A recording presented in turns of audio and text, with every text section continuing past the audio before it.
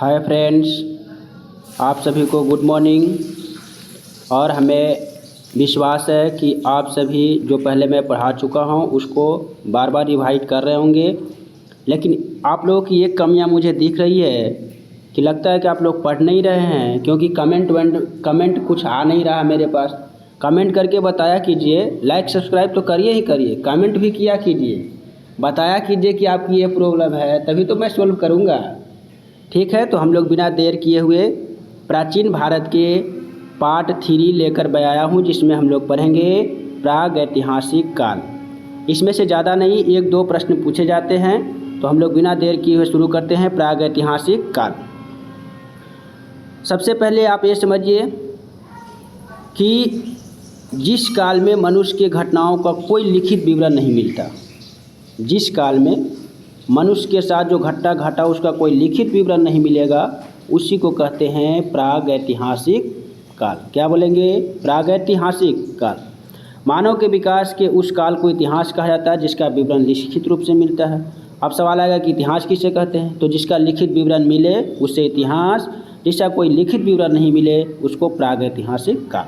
कोई problem? No problem. आध ऐतिहासिक काल क्या है जो देखिएगा, तो आध ऐतिहासिक काल उस काल को कहा जाता है जिस काल में लेखन कला के प्रचलन तो था, लेकिन उस समय लिखे गए लेख आज भी नहीं पढ़े जा सके, तो ऐसे को कहा जाता है आध ऐतिहासिक काल। ये सब सवाल आते नहीं है, ये आपको बेसिक नॉलेज के लिए बता दिया। सवाल ये आते हैं, ज्ञानी मानव का वैज्ञानिक नाम क्या है, तो होमो सैपियंस। सवाल कौन आएगा? ज्ञानी मानव का वैज्ञानिक नाम क्या है, तो होमो सैपियंस। से कई बार पूछे जा चुके हैं। होमो सैपियंस जो थे इस धरती पर लगभग 30 से 40 हज़ार वर्ष पूर्व प्रवेश किए। नेक्स्ट, ये सवाल पूछे जा चुके हैं, कई बार पूछे जा चुके हैं। पूर्व पाषाण युग के मानव की जीविका का मुख्य आधार क्या था, तो शिकार। पूर्व पाषाण युग के मानव की जीविका का मुख्य आधार क्या था, शिकार। फिर ये सवाल बहुत बार पूछे जा चुके हैं कि आग का आविष्कार किस युग में हुआ, तो आग का आविष्कार पुरापाषाण काल में हुआ, जबकि पहिए का आविष्कार नवपाषाण काल में हुआ। याद रखिएगा, मैंने 3 क्वेश्चन बताए अभी। पहला, ज्ञानी मानव का वैज्ञानिक नाम क्या था, होमो सैपियंस। दूसरा, पूर्व पाषाण युग में मानव की जीविका का मुख्य आधार क्या था, तो शिकार करना। और तीसरा, आग का आविष्कार कब हुआ, पुरापाषाण काल में। और पहिए का आविष्कार कब हुआ, नवपाषाण काल में। याद रखिएगा। नेक्स्ट हम लोग देखेंगे, कहता है कि मनुष्य ने अस्थायी निवास की प्रवृत्ति नवपाषाण काल में शुरू की तथा उसने सबसे पहले कुत्ता को पालतू बनाया। सवाल ये पूछा जा चुका है कि आदि मानव जो थे सबसे पहले किस जंतु को पालतू बनाया, तो आपका आंसर होगा कुत्ता। फिर है, ये भी सवाल पूछा जा चुका है कि मनुष्य ने सर्वप्रथम किस धातु का प्रयोग किया, तो तांबा। तथा तांबा द्वारा बनाए जाने वाला प्रथम औजार क्या था, कुल्हाड़ी। याद रखिएगा। और इसका साक्ष्य कहाँ से मिला है, अत्रिपक्कम से। कहाँ से? अत्रिपक्कम। नेक्स्ट सवाल ये भी पूछा जा चुका है, कृषि का आविष्कार किस काल में हुआ, नवपाषाण काल में। कहता है कृषि का आविष्कार नवपाषाण काल में हुआ। प्रागैतिहासिक अन्न उत्पादक स्थल मेहरगढ़ जो बलूचिस्तान में है। कृषि के लिए अपनाई गई सबसे प्राचीन फसल गेहूं और जौ थी। ये सवाल पूछे जा चुके हैं। कृषि के लिए अपनाई गई सबसे पहली फसल क्या थी, गेहूं और जौ। फिर है, पल्लावरम नामक स्थान पर प्रथम भारतीय पुरापाषाण कलाकृति की खोज हुई। कहता है कि किस स्थान पर, सवाल कैसे आएंगे, किस स्थान पर प्रथम भारतीय पुरापाषाण कलाकृति की खोज हुई, तो आपका आंसर होगा पल्लावरम। फिर है, ये भी सवाल पूछा जा चुके हैं, भारत में पूर्व प्रस्तर युग के अधिकांश औजार किस चीज़ के बने होते थे, स्फटिक जो होते थे पत्थर के होते थे। और नेक्स्ट हम लोग देखेंगे, कहता है कि भारत का सबसे प्राचीन नगर, ये तो पूछा जा चुका है। भारत का सबसे प्राचीन नंबर, मोस्ट VVI, भारत का सबसे प्राचीन नगर का नाम क्या था, मोहनजोदड़ो। सिंधी भाषा में मोहनजोदड़ो का अर्थ क्या होता है, मृतकों का टीला। कई बार प्रश्न आ चुके हैं कि मोहनजोदड़ो को सिंधी भाषा में क्या कहा जाता है, तो मृतकों का टीला। चलिए हम लोग नेक्स्ट अब शुरू करते हैं। अब हम लोग शुरू करेंगे सिंधु घाटी सभ्यता। मोस्ट इम्पॉर्टेंट टॉपिक है, इनसे सवाल आते ही आते हैं। तो पहला सवाल बिना देर किए हुए कहता है कि रेडियो कार्बन अर्थात C14 जैसी नवीन पद्धति के द्वारा सिंधु घाटी सभ्यता की एक तिथि निर्धारित की गई और वो तिथि कौन सी थी? 2350 ईस्वी पूर्व से 1750 ईस्वी पूर्व। कहता है सिंधु घाटी, सवाल कैसे आएंगे? सिंधु घाटी सभ्यता का निदान किस विधि के द्वारा किया गया, किस पद्धति के द्वारा किया गया? तो कार्बन 14। ये सवाल पूछा जा चुका है। सिंधु सभ्यता की खोज किसने की? तो राय बहादुर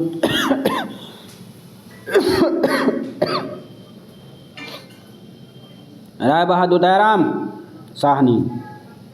फिर है नेक्स्ट जो इम्पोर्टेंट सवाल हैं ये हैं कि सिंधु सभ्यता के सर्वाधिक पश्चिमी पुरास्थल सुत्का-गेंडोर है, पूर्वी पुरास्थल आलमगीरपुर है और उत्तरी पुरास्थल मांडा और सबसे दक्षिणी पुरास्थल दैमाबाद है जो महाराष्ट्र में पड़ता है। नेक्स्ट हम लोग देखेंगे सिंधु सभ्यता सैंधव सभ्यता या नगरीय सभ्यता थी। ये सवाल पूछे जा चुके हैं कि सिंधु सभ्यता कैसी सभ्यता थी? तो आपका आंसर होगा नगरीय सभ्यता थी। सैंधव सभ्यता से प्राप्त परिपक्व अवस्था वाले स्थलों में 6 बड़े नगर की खोज की गई। मतलब उस समय जो सिंधु सभ्यता थी, सिंधु सभ्यता के समय 6 बड़े नगर थे।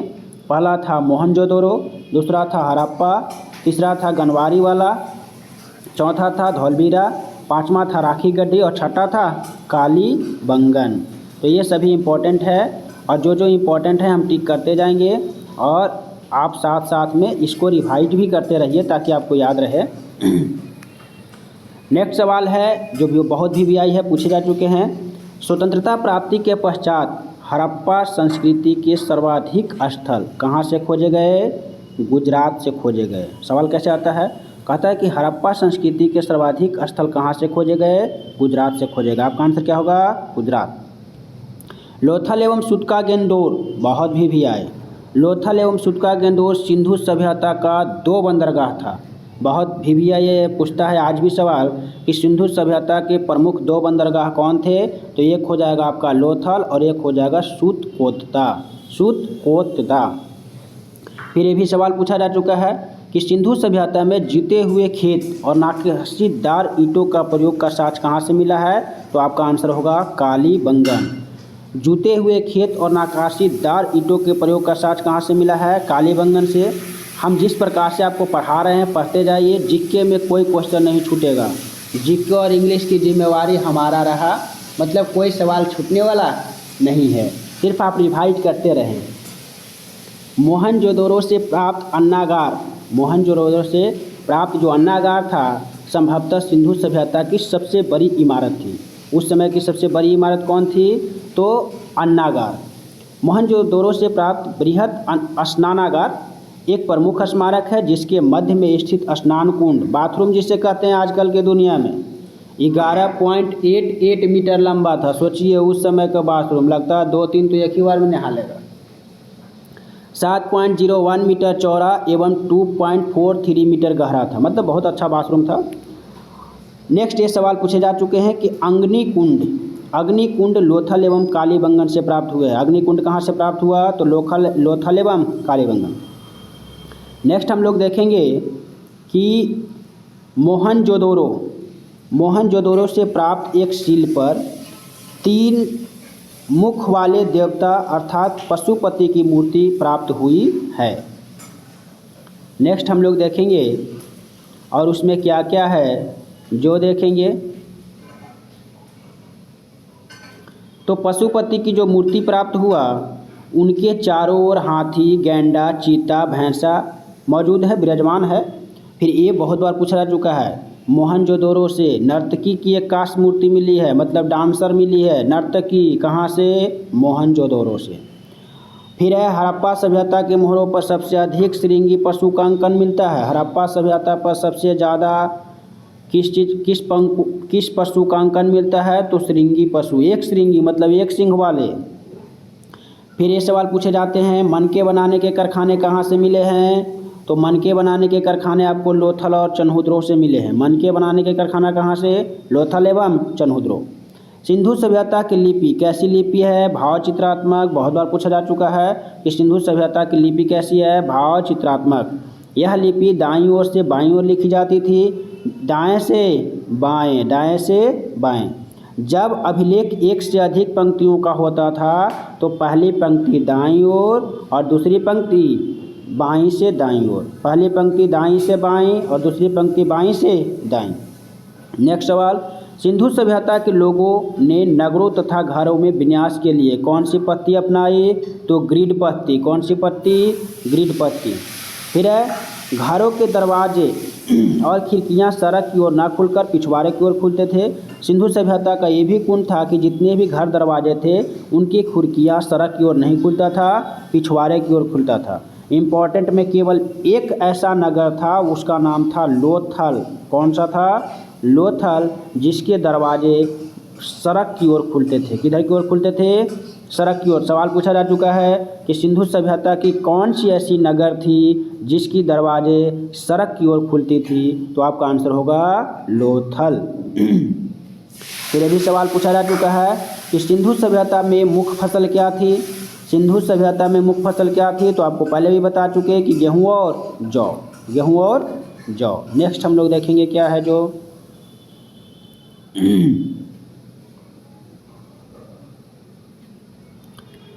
सैंधववासी मिठास के लिए शहद का प्रयोग करते थे। जब सैंधववासी के अर्थात सिंधु सभ्यता के लोगों को कुछ मीठा खाने का मन करता था तो वो शहद पीते थे। क्या पीते थे? शहद।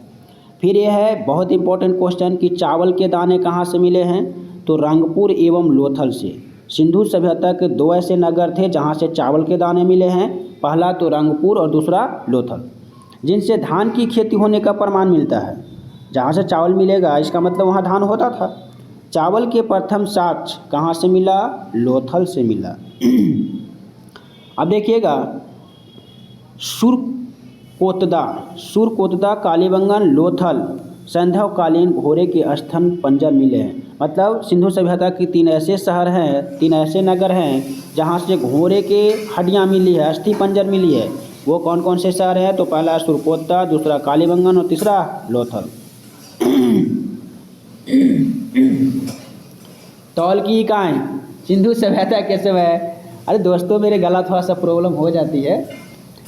तौल की इकाई संभवतः 16 के अनुपात में थी। कितना के अनुपात में? 16 के अनुपात में थी। सिंधु सभ्यता के लोग यातायात के लिए 2 पहिया या 4 पहियों वाली बैलगाड़ी या भैंसा गाड़ी का प्रयोग करते थे। मतलब वो लोग बैलगाड़ी या भैंसा गाड़ी का प्रयोग एक जगह से दूसरे जगह जाने के लिए करते थे। यहाँ तक किसी को कोई प्रॉब्लम? No problem sir.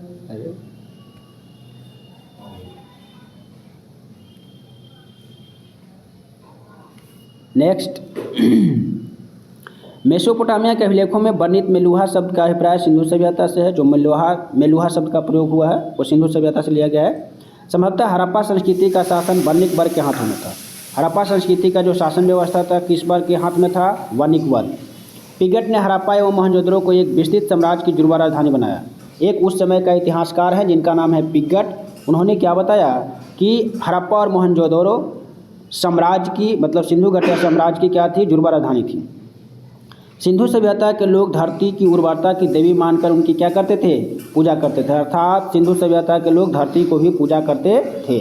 वृक्ष पूजा एवं शिव पूजा प्रचलन के साक्ष्य भी सिंधु सभ्यता से मिले हैं। अर्थात सिंधु सभ्यता में वृक्ष पूजा और शिव पूजा दोनों किए जाते थे।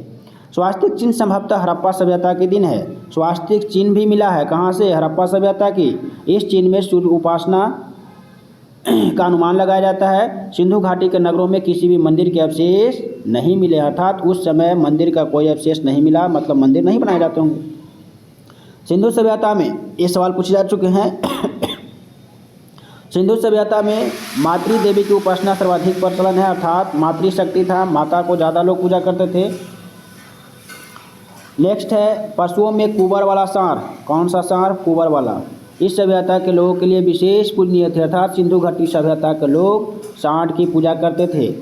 फिर है नेक्स्ट सवाल जो पूछा जा चुका है, स्त्री मृण मूर्तियाँ अर्थात मिट्टी की मूर्तियाँ, महिलाओं की मिट्टी की मूर्तियाँ होती थी। अधिक मिलने से ऐसा अनुमान लगाया जाता है कि सिंधु समाज मातृशतात्मक था। अर्थात माता जी को ज़्यादा वैल्यू दिया जाता था। नेक्स्ट हम लोग देखेंगे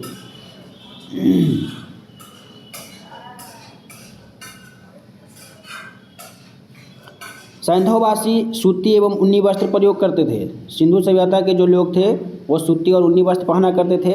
मनोरंजन के लिए सिंधु घाटी सभ्यता के लोग मछली पकड़ते थे, शिकार करते थे, पशु पक्षियों से खेलते थे, यहाँ तक कि चौपार एवं पासा भी खेला करते थे। सिंधु सभ्यता के लोग काले रंग से डिजाइन किए हुए लाल मिट्टी बर्तन का प्रयोग करते थे, लाल मिट्टी के बर्तन का प्रयोग करते थे। सिंधु घाटी के लोग तलवार से परिचित नहीं थे। कालीबंगन एकमात्र हड़प्पाकालीन स्थल था जिसका निचला शहर किले से घिरा हुआ था।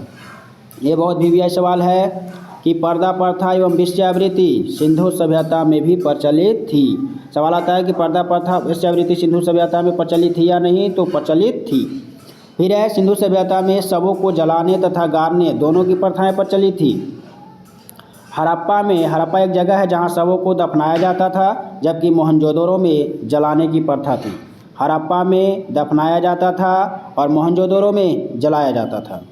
सिंधु सभ्यता के विनाश का सबसे प्रमुख कारण बाढ़ को माना जाता है। पूछा जा चुका है कि सिंधु सभ्यता के विनाश का कारण क्या था, तो बाढ़। उस समय आग में पकी हुई ईंट को टेराकोटा कहा जाता था। सिंधु सभ्यता में जो आग में पकी हुई मिट्टी होती थी उसको क्या कहा जाता था, टेराकोटा। अब हम लोग देखेंगे कि सैंधववासी सभ्यता के प्रमुख स्थल, नदी, उत्खननकर्ता एवं वर्तमान स्थिति।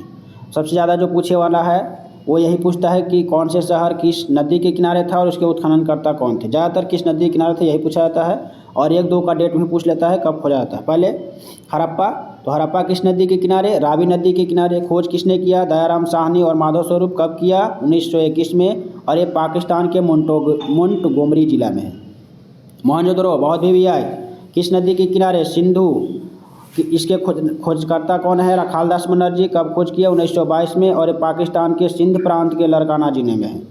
चनहुद्रो सिंधु नदी के किनारे है, पूछा जा चुका है। इसके खोजकर्ता कौन है, गोपाल मजूमदार। खोजा कब गया, 1931 में, और ये सिंध प्रांत में पड़ता है, पाकिस्तान में है वर्तमान में।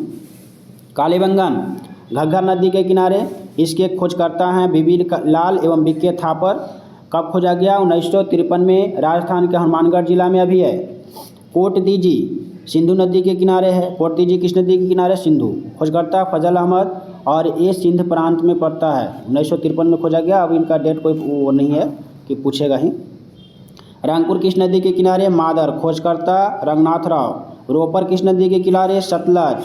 खोजकर्ता जगदत्त शर्मा। लोथल किस नदी के किनारे, भोगवा। खोजकर्ता रंगनाथ राव। मतलब ये सभी जो खोजकर्ता है और नदी है ये पूछा जा चुका है, इसलिए मैं इस पे जोर दे रहा हूँ। नेक्स्ट है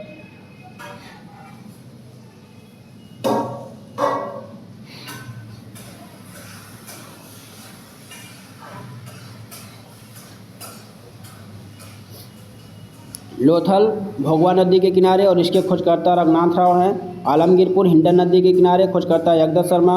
सुटका गेंडोर दासक नदी के किनारे, और इसके खोजकर्ता ऑरेंज स्टाइल।